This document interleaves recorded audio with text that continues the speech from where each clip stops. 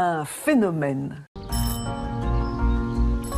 Un dimanche matin, où quelqu'un sonne à la porte et puis j'entends Ah, das Hey, mir alles Hi. Et alors? Il était vraiment dans un état d'alcoolémie très avancé. Et il s'était alcoolisé toute la journée, une partie de l'après-midi. Il était dans un état lamentable et il était délirant. Il était complètement alcoolisé, dans un véritable état de démence.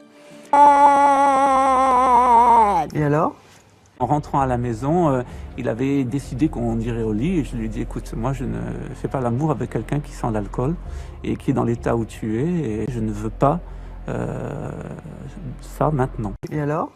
Il est rentré dans une rage terrible et on a fait une véritable crise de rage, de colère et de désespoir avec une manifestation épileptique.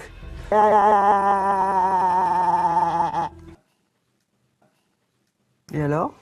Et il a une posture qui est très particulière, qui a une explication, c'est qu'il rabat un de ses pieds sous ses fesses, parce qu'il ne veut pas poser ses fesses directement sur le siège. Alors je lui en fais la remarque et je lui demande s'il s'est placé une cuillère dans l'anus. Il me dit que oui.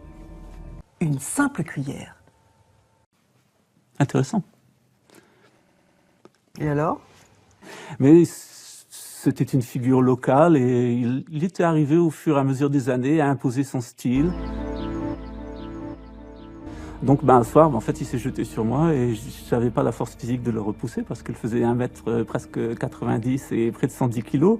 Je fais qu'1 mètre 74 et 75 kilos, donc je n'avais vraiment pas la force physique de le repousser. Et de toute façon, c'était quelque chose qui était zeitgeist dans l'air du temps et qui allait de toute façon se concrétiser à un moment ou à un autre. Et alors?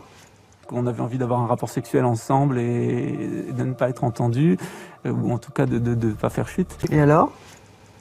Je l'ai mis en position de sécurité et j'ai placé une cuillère dans l'anus.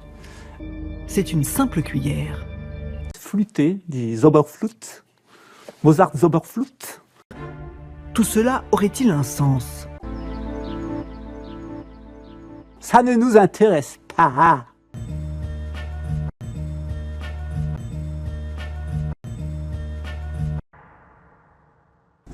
Ah, t'as pas une bière, s'il vous plaît? C'est pas possible.